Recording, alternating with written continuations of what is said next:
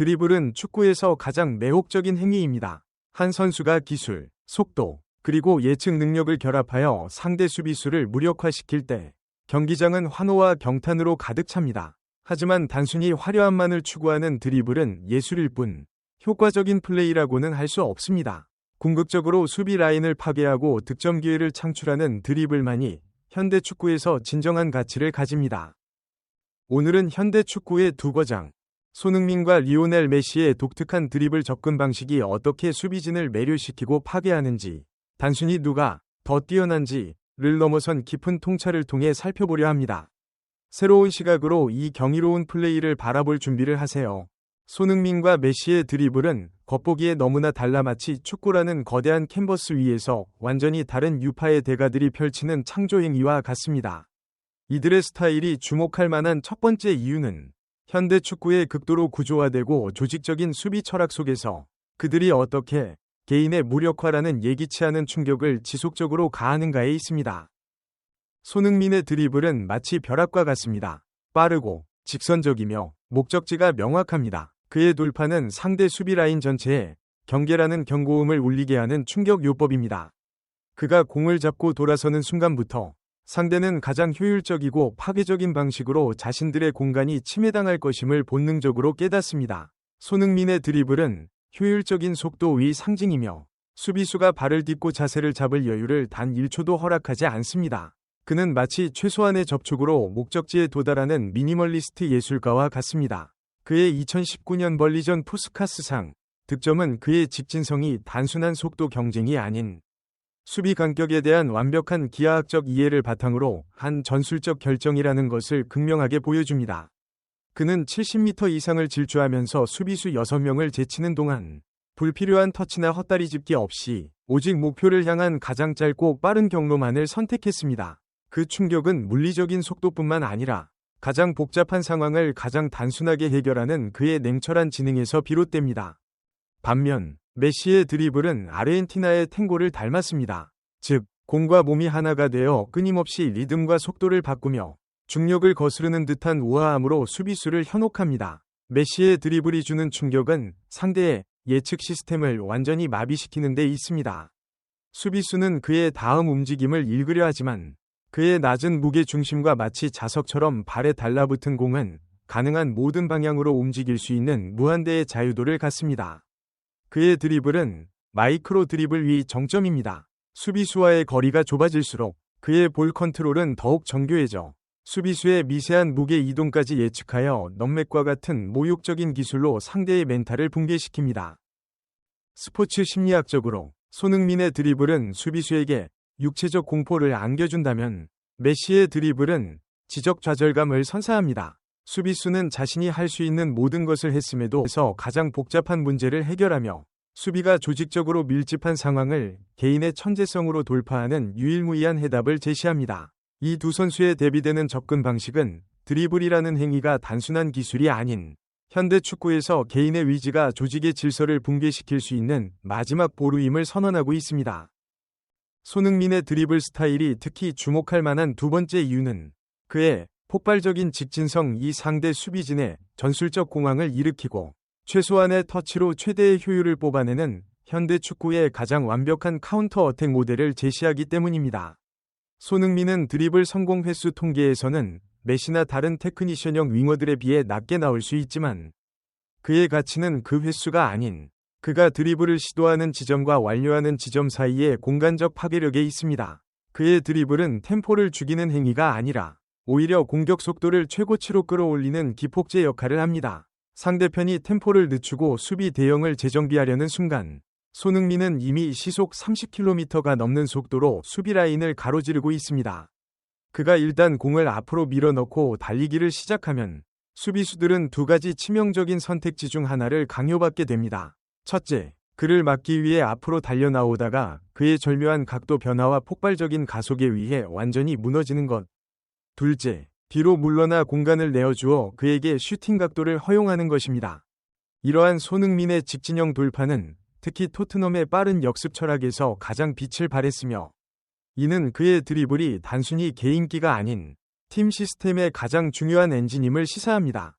그는 최소한의 터치로 장거리 공을 운반하는 역습 효율성의 극단적인 사례입니다. 예를 들어 중앙선 부근에서 공을 잡았을 때 그는 메시처럼 섬세한 넘맥을 시도하기보다는 수비수 두세 명 사이의 좁은 각도를 계산하여 공을 밀어넣고 자신의 압도적인 스피드로 그 공을 다시 따냅니다. 이 방식은 수비수가 예측하기 어려운 극도로 효율적인 직선적인 공격 경로를 만들어냅니다. 그의 돌파는 좌익에서 시작될 때 가장 위협적인데 그는 측면에서 중앙으로 좁혀 들어가며 자신이 선호하는 가마차기 각도를 만들어냅니다. 이 순간 상대 풀백은 손흥민의 엄청난 슈팅 위협 때문에 쉽게 태클을 시도하지 못하며 이는 손흥민에게 계속해서 드리블할 공간을 열어주는 악순환을 초래합니다. 최근의 통계적 분석에서 일부 경기의 손흥민 드리블 성공률이 낮게 기록되기도 했지만 이는 오히려 그의 드리블이 갖는 전략적 무게감을 역설적으로 증명합니다. 상대팀들은 이미 그의 직선적인 파괴력을 너무나 잘 알기에 그에게 드리블할 공간 자체를 주지 않기 위해 두세 명의 선수가 동시에 그를 에워싸는 대인 마크 전략을 사용합니다. 만약 손흥민이 드리블에 성공하지 못하더라도 그 과정에서 수비수 2명을 끌어당겨 팀 동료들에게 중대한 공간적 이득을 제공한 것만으로도 그의 드리블은 전술적으로 성공한 것입니다. 이처럼 손흥민의 드리블은 단순한 기술 통계를 넘어 상대 수비 대형을 와해시키는 공간 변형 에너지로서의 역할을 수행하며 이것이 그의 플레이가 세계 축구계에 던지는 가장 강력하고 주목할 만한 충격입니다. 리오넬 메시의 드리블이 충격적이고 주목할 만한 세 번째 이유는 그것이 인간의 운동 능력과 기하학적 한계를 시험하는 중력을 거스르는 균형과 마이크로 드리블의 기술이라는 점에서 축구의 새로운 차원을 열었기 때문입니다. 그의 플레이는 과학적 분석의 영역에 도전합니다. 메시의 키는 그의 드리블에 있어 절대적인 이점을 제공하는데 이는 그가 상체의 흔들림을 최소화하면서도 극도로 낮은 자세에서 빠른 방향 전환을 가능하게 합니다. 좁은 공간에서 수비수들이 예측하는 움직임의 폭이 크다면 메시는 발목과 무릎만을 사용하여 수비수의 예상 경로보다 훨씬 좁고 날카로운 각도로 방향을 바꿉니다.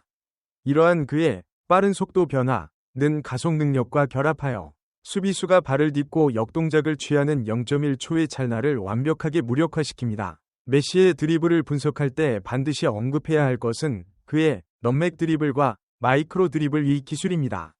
마이크로 드리블이란 공과 발이 거의 분리되지 않은 상태로 이루어지는 극도로 미묘한 볼 터치를 의미합니다.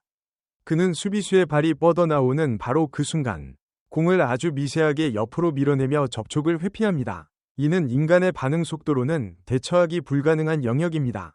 더욱이 그는 이 밀착 컨트롤을 통해 수비수 한 명이 아닌 두세 명의 수비수를 연속적으로 따돌리는 경이로운 능력을 보여줍니다. 수비수 2명이 협력 수비를 시도할 때 메시는 두 선수 사이에 아주 좁은 공간을 공략하거나 한 선수를 끌어당긴 후 다른 선수의 예측 움직임을 활용하여 공을 빼냅니다. 이러한 복합적인 드리블은 상대팀에게 엄청난 심리적 압박을 가합니다. 최고의 수비수들도 메시를 막기 위해 두려움과 존경심을 동시에 느끼며 그를 향한 태클은 종종 파울이나 카드 수집으로 이어지곤 합니다. 더 나아가 메시의 드리블은 종종 깊은 곳, 즉 미드필드 진영에서 공격 시퀀스를 시작한다는 점에서 주목할 만합니다. 손흥민이 최종 수비 라인을 파괴하는 역할이라면 메시는 미드필드와 수비 라인 사이에 연결고리를 드리블로 파괴합니다. 그가 미드필드에서 수비수들을 끌어내기 시작하면 상대팀의 수비 대형은 전방으로 쏠리면서 자연스럽게 후방과 측면에 광대한 공간이 열리게 됩니다. 이처럼 메시의 드리블은 단순히 공을 앞으로 가져가는 행위를 넘어 상대 수비에 인력장을 형성하여 모든 전술적 균형을 자신에게 유리하게 조율하는 연금술입니다. 그의 드리블이 성공하든 실패하든 수비수들이 그의 움직임에 집중하는 순간 그는 이미 팀 동료들을 위한 공간과 시간을 확보한 셈이 됩니다. 이처럼 그의 움직임은 기술적 완벽함과 전술적 영향력을 동시에 내포하고 있으며 이는 축구 역사상 가장 매혹적인 플레이 중 하나로 손꼽힐 수밖에 없는 이유입니다. 메시는 드리블을 통해 수비수 한 명을 제치는 데 그치지 않고 수비 블록 전체를 움직이게 만들고 궁극적으로 팀 동료들에게 공간을 열어주는 창조적인 드리블을 수행합니다. 이는 드리블이 단순한 개인 기술이 아닌 전술의 알파이자 오메가가 될 수 있음을 보여주는 가장 놀라운 사례입니다. 상대 수비진은 메시가 공을 잡는 순간부터 그의 자유로운 위협을 막기 위해 딜레마에 빠집니다.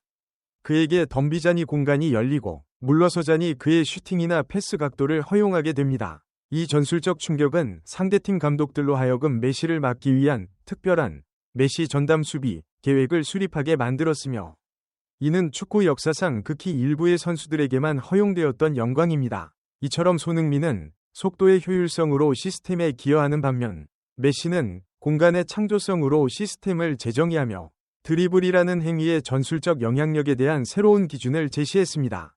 가장 중요한 것은 여러분의 생각입니다. 여러분은 손흥민의 직선적인 돌파에 더 매료되나요? 아니면 메시의 마이크로 드리블에 더 경탄하시나요? 댓글로 여러분의 최애 드리블 순간과 생각을 공유해주세요. 이 영상을 끝까지 시청해주셔서 진심으로 감사합니다. 여러분의 피드백은 저희에게 큰 힘이 됩니다.